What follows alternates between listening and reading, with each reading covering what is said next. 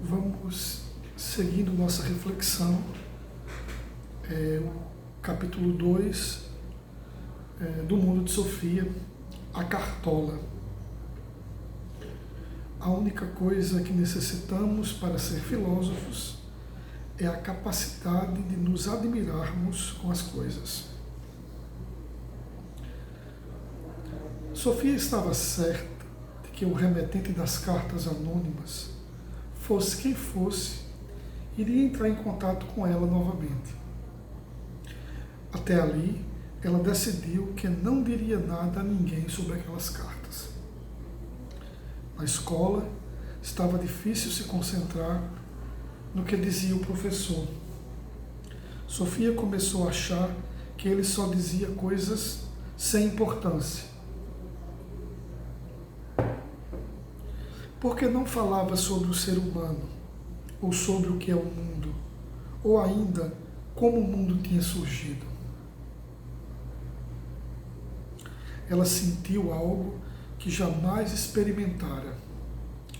Tanto na escola como em toda parte, as pessoas estavam ocupadas com coisas pequenas e ordinárias. Mas havia questões maiores e mais difíceis, cujas respostas eram mais importantes do que as matérias comuns da escola. Alguém teria as respostas para aquelas perguntas? De qualquer forma, Sofia achava que era importante refletir sobre elas, que decorar a conjugação de verbos irregulares. Quando a sirene tocou, depois da última aula, ela saiu tão rápida que Ioron teve que correr pelo jardim da escola para alcançá-la. Passando um instante, Ioron disse: "Vamos jogar baralho hoje à noite?" Sofia deu de ombros. "Acho que não estou mais a fim de jogar jogo de cartas." Ioron parecia ter caído das nuvens. "Não? Então que tal badminton?" Sofia olhou para o chão e depois para a amiga. "Acho que não estou mais a fim nem de badminton." "Tudo bem." Sofia notou um certo amargor no tom da voz de Ioron. "Então você poderia me dizer o que de repente se tornou importante?" Sofia balançou a cabeça com vigor. É segredo." Você está apaixonada?" As duas continuaram caminhando por um tempo sem dizer nada. Quando passaram pelo campo de futebol, Ioron disse: "Eu vou atravessar o campo." Atravessar o campo era o caminho mais rápido para a casa de Ioron, mas ela só pegava aquele atalho quando tinha que se apressar para encontrar uma visita ou tinha hora marcada com o dentista. Sofia ficou triste, porque sentiu que havia magoado a amiga. Mas o que ela poderia ter respondido? Que de repente começava a se preocupar com quem era e com a origem do mundo? E que não tinha mais tempo para jogar badminton? Sua amiga iria entender? Por que será que era tão difícil lidar com essas questões tão importantes e ao mesmo tempo tão comuns? Ela sentiu o coração bater mais forte ao abrir a caixa do correio. A princípio viu apenas uma correspondência do banco e alguns envelopes amarelos maiores para a mãe. Puxa, Sofia queria tanto receber uma carta nova do remetente desconhecido. Assim que fechou a porta, descobriu o seu próprio nome num dos envelopes maiores. No verso lia-se: "Curso de filosofia, manuseie com cuidado." Sofia correu até o vão da entrada, deixando a mochila cair na escada, empurrou as outras cartas para debaixo do capacho, deu a volta pelo quintal e procurou um abrigo no esconderijo. O envelope grande seria aberto lá dentro. Sherikan correu atrás dela. Ele poderia ficar. Ela estava certa de que o gato não iria denunciá-la. Dentro do envelope havia 3 folhas datilografadas, presas por um clipe. Sofia começou a ler.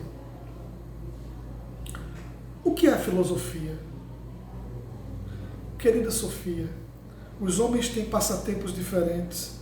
Alguns colecionam moedas ou selos antigos, outros se ocupam de trabalhos manuais, outros ainda aproveitam a maior parte do tempo livre para praticar um determinado esporte. Muitos também gostam de ler, mas existem grandes diferenças nessas leituras. Alguns leem somente jornais ou revistas em quadrinhos, outros gostam de ler romance, enquanto outros preferem livros sobre assuntos diversos, como astronomia, vida selvagem ou descoberta tecnológica. Mas existe algo que interessa a todo mundo? Não existe alguma coisa que afeta a todos, independente de quem sejam ou onde vivam? Sim, querida Sofia, existem algumas perguntas comuns a todos os homens. E é dessas perguntas que trata esse curso. O que é a coisa mais importante da vida? Se perguntarmos a alguém que está com fome, a resposta é a comida. Se fizermos a mesma pergunta a alguém que está com frio, a resposta é o calor. E se perguntarmos a alguém que está se sentindo só ou abandonado, a resposta deve ser a companhia de outra pessoa. Mas se todas essas necessidades estiverem satisfeitas, ainda existe algo de comum que todo mundo precisa? Os filósofos acham que sim. Eles acham que as pessoas não podem viver só de pão. Claro que todos necessitam de comida. Todos necessitamos de amor e de cuidado também. Mas existe mais uma coisa de que todos nós necessitamos. Precisamos descobrir quem somos e por que vivemos. Interessar-se pelo porquê da vida não é um interesse casual, como colecionar selos. Quem se interessa por perguntas assim está se ocupando de algo que as pessoas vêm discutindo desde quando começamos a habitar o planeta. Como surgiram o universo, o planeta e a vida são questões maiores do que quem ganhou mais medalhas de ouro na Olimpíada, nas Olimpíadas passadas, ou um campeonato de futebol. A maneira de se aproximar da filosofia é elaborar algumas questões filosóficas.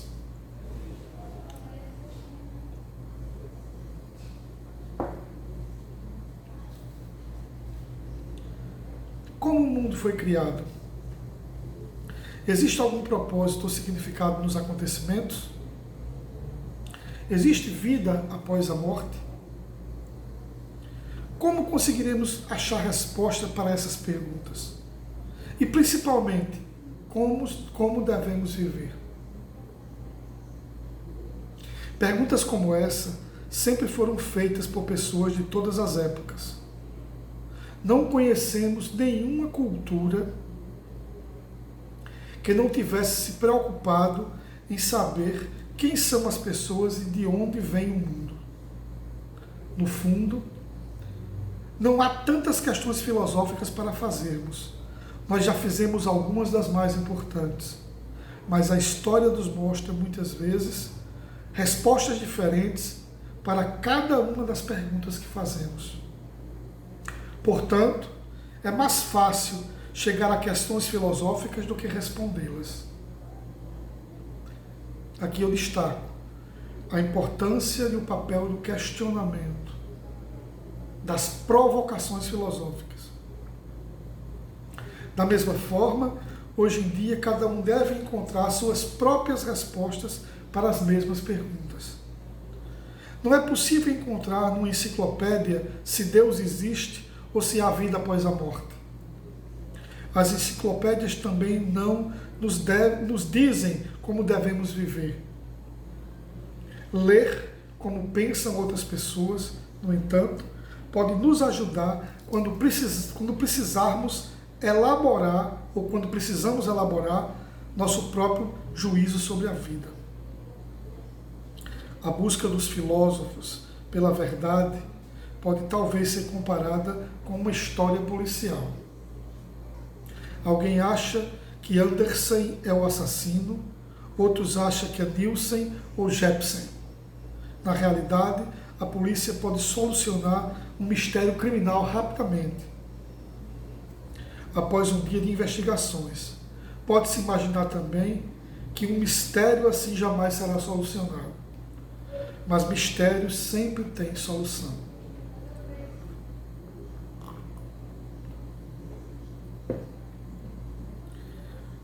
Muitos enigmas ancestrais têm sido anunciados pela ciência, solucionados.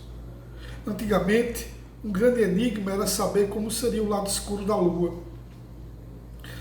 Não se chegava a uma resposta através da discussão, mas através da imaginação de cada um. Porém, hoje sabemos precisamente como é o lado escuro da Lua. Não é mais possível acreditar que há pessoas morando lá ou que a Lua é um grande queijo esburacado.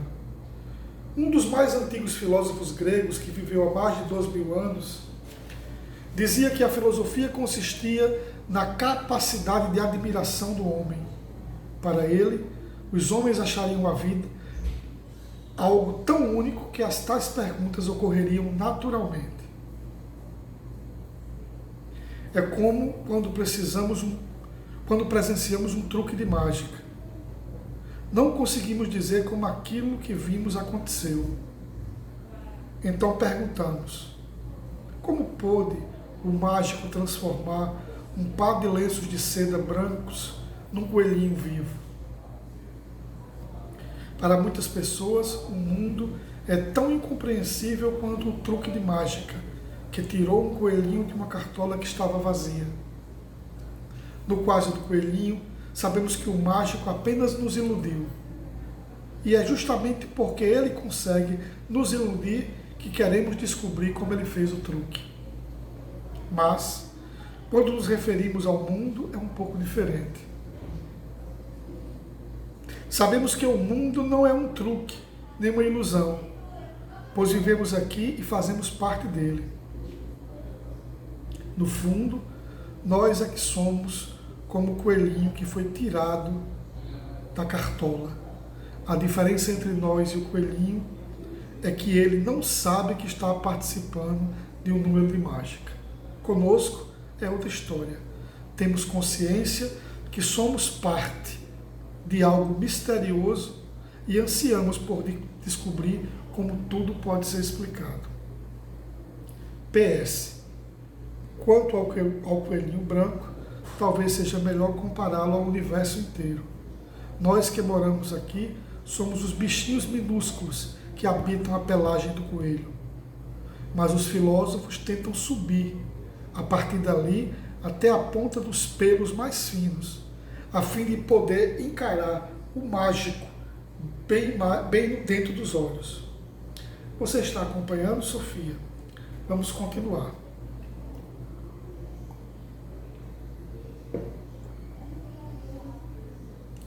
Sofia estava totalmente embevecida. Se ela estava acompanhando, ela não conseguia nem lembrar se havia prendido fôlego durante a leitura.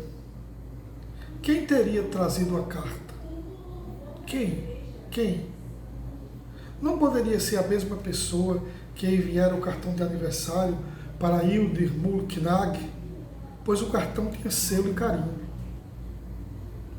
O envelope amarelo foi deixado diretamente na caixa do correio. Do mesmo jeito que os dois envelopes brancos.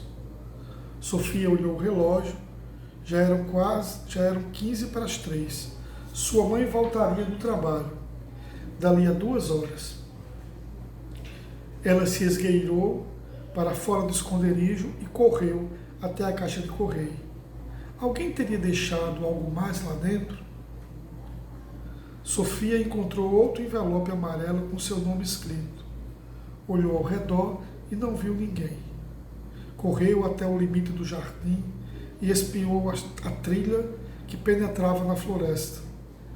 Ali também nenhuma alma. Em seguida pareceu ouvir galhos estralando floresta adentro. Não tinha certeza do que era, nem fazia sentido se houvesse mesmo alguém tentando fugir dela, ficar perseguindo apenas ruídos. Sofia se trancou dentro de casa, deixou cair no chão a mochila e a correspondência da mãe. Correu para o seu quarto, pegou uma lata de biscoitos, que estava cheia de pedras ornamentais, esvaziou-a no chão e colocou os 2 envelopes dentro. Em seguida correu para fora da casa, carregando a lata. Antes, porém, deu um pouco de ração para Sheika. Quando finalmente voltou para o esconderijo, abriu os envelopes e retirou mais algumas folhas datilografadas e começou a ler. Um ser formidável. Cá estamos nós de novo. Como você sabe, este pequeno curso de filosofia virá em apenas doses. Aqui vão mais algumas considerações iniciais. Eu já disse que a única coisa de que necessitamos para ser filósofos é a capacidade de nos admirarmos com as coisas?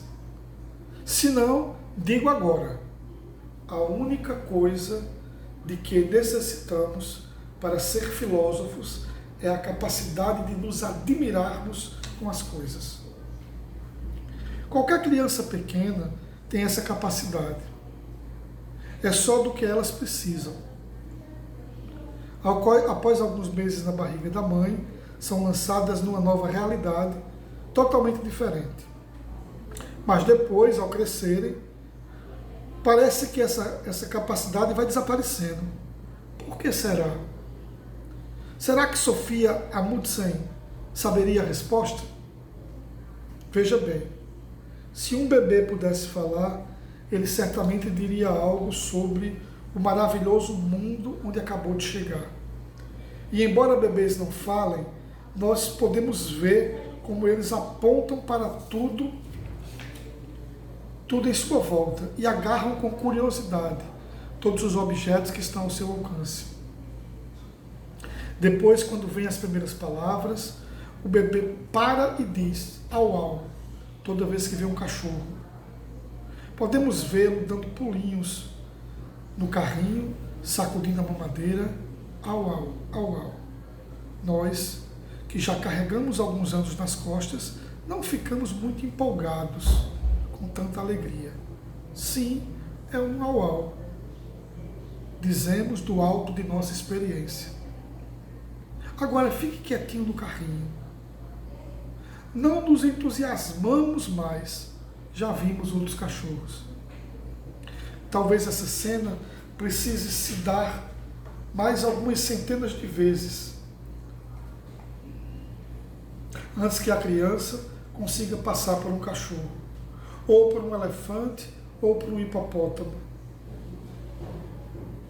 sem tanta comoção. Mas bem antes de começar a falar direito, e muito antes de aprender a pensar filosoficamente, a criança já terá se habituado ao mundo. Acho isso uma pena, se você quer saber minha opinião. O que importa para mim, querida Sofia, é que você não esteja entre aquelas que dão o mundo por visto. Só por uma questão de garantia, vamos então fazer 2 exercícios antes de começarmos o curso de filosofia propriamente dito. Imagine-se dando um passeio na floresta. De repente, no meio do caminho, você bate o olho numa nave espacial. Da nave sai um pequeno marciano que fica parado olhando para você. O que você pensaria? Bem, tanto faz. Mas alguma vez você já se deu conta de que também é uma marciana? Claro, não seria sensato imaginar que você um dia vai topar com algum habitante de outro planeta. Nem sabemos se existe vida em outro planeta. mas pode acontecer de você topar consigo mesma. Pode acontecer de um belo dia você interromper o que está fazendo e perceber a si mesma de um jeito totalmente novo. Quem sabe isso não acontece exatamente durante esse passeio pela floresta? Eu sou um ser formidável. Você poderá pensar. Sou um animal misterioso. É como se você acordasse de anos de hibernação. Quem sou eu? Você pergunta. Você sabe que vive num planeta que dá voltas pelo universo? Mas o que é o universo? E se você imaginar desse modo, terá descoberto tão misterioso quanto o marciano que mencionamos no início. Você não terá apenas encontrado um ser no universo. Você saberá no seu íntimo que também é um ser formidável. Está acompanhando, Sofia? Vamos fazer um outro exercício. Um belo dia, o pai, a mãe e o pequeno Thomas, de 2 para 3 anos, estão todos juntos na cozinha tomando café da manhã. Então a mãe sai da mesa, vai até a bancada e, bem no mesmo instante, o pai começa a flutuar próximo ao teto, enquanto Thomas assiste tudo sentadinho. O que você acha que Thomas iria dizer? Talvez apontasse para seu pai e dissesse: olha, o papai está voando. Certamente Thomas ficaria maravilhado e com razão, mas o pai faz tantas coisas estranhas que aquele voo acima da mesa do café não seria tão especial aos olhos do pequeno Thomas. Todo dia ele se barbeia com um aparelhozinho engraçado, outras vezes ele sobe no telhado e mexe na antena de TV, outras ainda enfia a cabeça debaixo do capô do carro e sai de lá com a cara toda pintada de preto. E aí é a vez da mãe. Ela ouviu Thomas e disse, e se vira resoluta: como você acha que ela reagiria se vê o pai de Thomas flutuando acima da mesa? Ela derrubaria o vidro de geleia no chão, daria um grito de pavor. Talvez até precisasse de tratamento médico depois que o pai aterrissasse na cadeira novamente. O pai, aliás, já deveria ter aprendido a se comportar direito à mesa. Por que será que Thomas e sua mãe têm reações diferentes? O que você acha? Tudo é uma questão de hábito. Grave bem isso. Tudo é uma questão de hábito. A mãe aprendeu que homens não conseguem voar. Thomas ainda não. Ele ainda está bem certo do que é possível. Ele ainda não está bem certo do que é possível ou não neste mundo. Mas, e o próprio mundo, Sofia? Você acha que ele é possível? O mundo está aí flutuando livremente pelo universo. O mais triste de tudo é que, à medida que crescemos, vamos rapidamente perdendo a capacidade de nos maravilharmos com o mundo. Vou repetir. À medida em que crescemos, vamos rapidamente perdendo a capacidade de nos maravilharmos com o mundo. E assim perdemos algo importante, algo muito importante. E alguns filósofos tentam nos despertar para isso novamente. Pois algo dentro de nós nos diz que a vida é um grande enigma.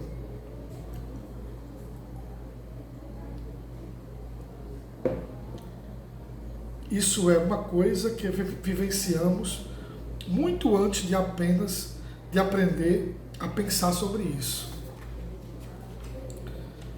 Serei mais preciso. Ainda que as questões filosóficas digam respeito a todos os homens, nem todos os homens se tornam filósofos. Por diferentes motivos, a maioria fica tão presa ao cotidiano que a admiração pela vida é relegada ao segundo plano. Eles agarram bem forte ao pelo do coelho, se acomodam lá e assim vivem o resto de suas vidas.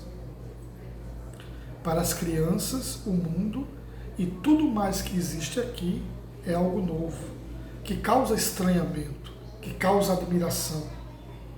Não funciona assim com os adultos. A maioria dos adultos considera o mundo como algo banal. É exatamente aí que entram os filósofos. Um filósofo jamais se acostuma com o mundo. Para ele ou para ela, o mundo continua a ser surpreendente. Sim, um lugar repleto de enigmas e mistérios. Filósofos e crianças têm esse ponto em comum. Você pode muito bem dizer que, nesse aspecto, um filósofo se comporta como uma criança durante toda a vida. A escolha é sua, querida Sofia. Você é uma criança que ainda não cresceu o suficiente para se acostumar ao mundo. Você é uma criança, repetindo, você é uma criança que não cresceu o suficiente para se tornar acostumada com o mundo, ou é uma filósofa capaz de jurar que isso jamais vai acontecer com você? Se você apenas balançar a cabeça e não se reconhecer nem como criança, nem como filósofa, terá sido porque já está tão acostumada com o mundo que ele não mais a surpreende. Pois esse é um caminho muito perigoso. É por isso que você está recebendo este curso de filosofia, por medida de segurança, né? Não quero que justamente você se torne, de uma hora para outra, uma pessoa apática ou indiferente. Quero que você tenha uma vida instigante. O curso é inteiramente grátis, portanto, você não tem direito à devolução da matrícula caso desista de fazê-lo. Óbvio que você tem todo o direito de interromper o curso, caso deseje fazê-lo. Nesse caso, apenas deixe um aviso para mim na caixa de correio. Uma rã viva seria um bom aviso, mas que seja uma rã verde, para não matar o carteiro de susto. Resumindo, um coelho branco é retirado da cartola. Como é um coelho enorme, esse truque leva bilhões de anos para acontecer. Na ponta dos pelinhos nascem todas as crianças. E com elas se encantam com esse truque de mágica.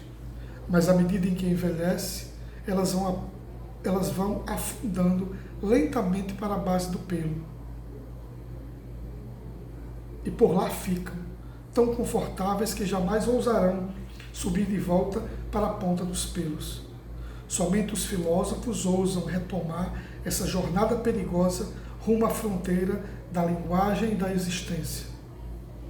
Alguns deles escorregam e despencam no caminho, mas outros agarram bem aos pelos do coelho e lá do alto gritam para serem ouvidas pelos que ficaram ali embaixo, acomodadas na pelagem macia do coelho, refestelando-se com boa comida e bebida.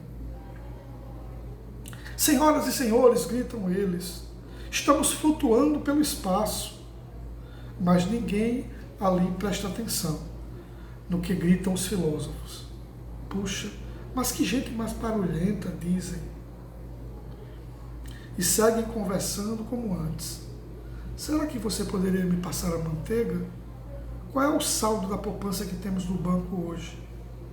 Quanto está o quilo do tomate? Você viu a Lady Di vai ter mais um bebê? Quando a mãe de Sofia chegou em casa no fim da tarde, encontrou a filha em um estado de choque. A caixa com as cartas do misterioso filósofo tinham ficado bem guardadas no esconderijo. Sofia tentou começar a fazer a lição de casa, mas só conseguia ficar ali sentada, refletindo sobre o que lera. Tanta coisa que ela jamais havia imaginado. Ela não era mais uma criança, mas também ainda não era uma adulta. Sofia teve a impressão de estar começando a afundar na densa pelagem do coelho, que fora tirada da cartola do universo. Mas agora o filósofo a interrompera. Ele ou seria ela? Agarrou Sofia pelo pescoço e a arrastou até a ponta dos pelos, onde ela estava quando nasceu. E lá em cima, bem na extremidade dos pelinhos, ela novamente pôde enxergar o mundo como se fosse a primeira vez. O filósofo a salvara. Nenhuma dúvida quanto a isso. O remetente desconhecido daquelas cartas a resgatara da apatia do cotidiano. Quando sua mãe chegou em casa, por volta das 5 horas, Sofia a levou até a sala e fez com que ela se sentasse numa poltrona. Mamãe, você não acha que viver é muito esquisito? Ela disse. A mãe ficou tão desconcertada que não sabia o que responder. Normalmente Sofia estava fazendo a lição quando ela chegava. Sim, queria dizer às vezes. Às vezes, eu estou perguntando se você não acha estranho o simples fato do mundo existir. Que é isso, Sofia? Não precisa falar assim. Por que não? Quer dizer que você acha que o mundo é uma coisa completamente normal? Mas claro que sim. Bem, em geral sim. Sofia se deu conta de que os filósofos tinham razão. Os adultos davam o mundo por visto. Eles estavam irremediavelmente entregues ao cotidiano, girando em torno de si próprios como frango assado no espeto. Não é nada disso. É porque você ficou tão acostumada com o mundo que ele não é mais capaz de lhe causar surpresa. Como assim? Não estou entendendo, disse a mãe de Sofia. Estou dizendo que você está acomodada demais com o mundo. Em outras palavras, virou uma ignorante. Não, senhora, você não pode falar comigo desse jeito, Sofia. Então vou dizer de outra forma. Você está muito bem acomodada nas profundezas do pelo de um coelho branco, que nesse exato instante acaba de ser tirado da enorme cartola preta do universo. E já já você vai pôr as batatas para cozinhar. Depois vai ler o jornal, cochilar meia horinha e ver o telejornal. A mãe perdeu a expressão de preocupação que tinha no rosto. De fato, ela foi direto para a cozinha, pôs as batatas no fogo, pouco depois estava de volta à sala e agora foi ela quem fez Sofia sentar na poltrona. Nós temos que ter uma conversa, disse ela. Pelo tom de voz, Sofia pressentiu que era sério. Você não está metida com esse negócio de drogas, está, mocinha? Sofia começou a rir, mas ela sabia que o porquê dessa pergunta justo agora. Você está louca? Respondeu. Drogas só servem para deixar as pessoas ainda mais malucas. E depois disso, naquele dia, nada mais foi dito, nem sobre drogas, nem sobre coelhos brancos.